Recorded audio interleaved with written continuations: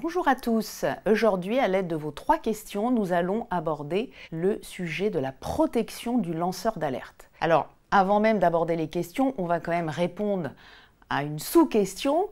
Qui est le lanceur d'alerte? Eh bien, en fait, un lanceur d'alerte, c'est une personne qui va signaler ou divulguer un crime ou un délit. Ça peut être aussi la violation d'un engagement international auquel la France a adhéré, et ça peut aussi être une menace ou un préjudice pour l'intérêt général. Donc on comprend bien que ces personnes font l'objet et ont besoin d'une protection spécifique, notamment dans le monde du travail.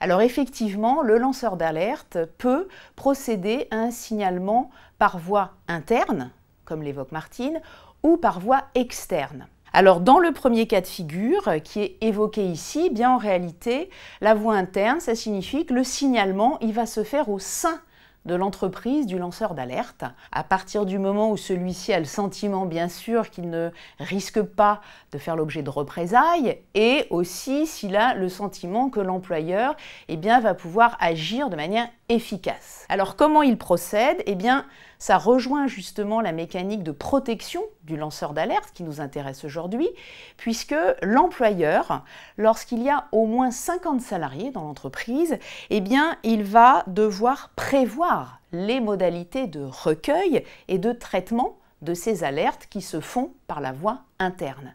Donc c'est lui qui va devoir élaborer comment sont recueillies les alertes, puisqu'elles peuvent être faites à l'oral, elles peuvent être faites à l'écrit.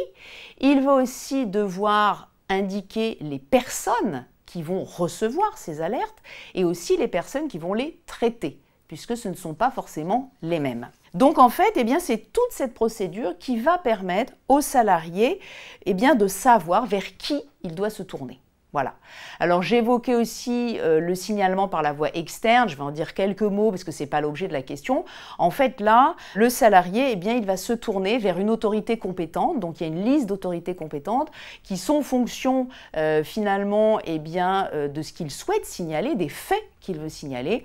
Donc on peut citer la CNIL, on peut citer la DGT. Le salarié peut même se tourner auprès de l'autorité judiciaire ou demander le soutien du défenseur des droits. Voilà. Et puis il y a une dernière option qui, elle, est quand même assez spécifique, c'est la divulgation publique. Voilà. Et donc là, généralement, ça va plus souvent intervenir lorsqu'un signalement interne ou externe a déjà été fait.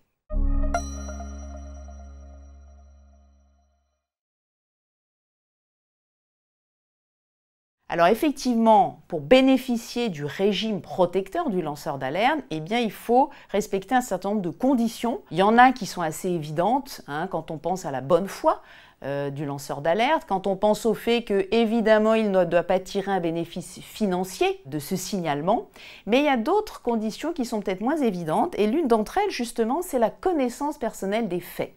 Et cette connaissance, elle va dépendre du contexte, parce que lorsque les informations signalées ont été obtenues en dehors du cadre des activités professionnelles, là, on demande au lanceur d'alerte qu'il ait effectivement eu personnellement connaissance des faits. Mais par contre, si les informations ont été obtenues dans le cadre des activités professionnelles, cette fois, là, la donne change. Et on considère qu'une personne peut parfaitement signaler des faits qui lui ont été simplement rapportés dans ce contexte, à partir du moment tout de même où cette personne, en fait, pense que la réalité de ces faits ne fait pas de doute.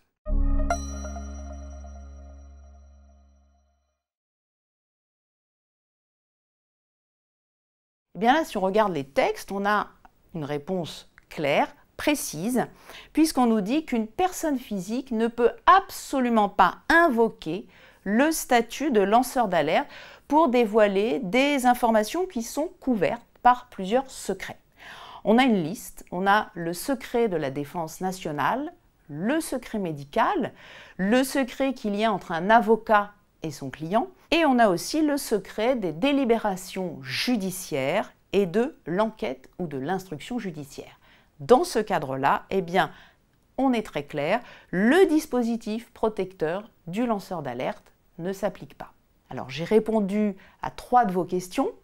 Sachez que si vous voulez en savoir encore plus sur la protection du lanceur d'alerte, eh bien vous pouvez feuilleter un de nos supports. Donc ça peut être le dictionnaire social, qui fonctionne par mots-clés et qui est mis à jour plusieurs fois par an.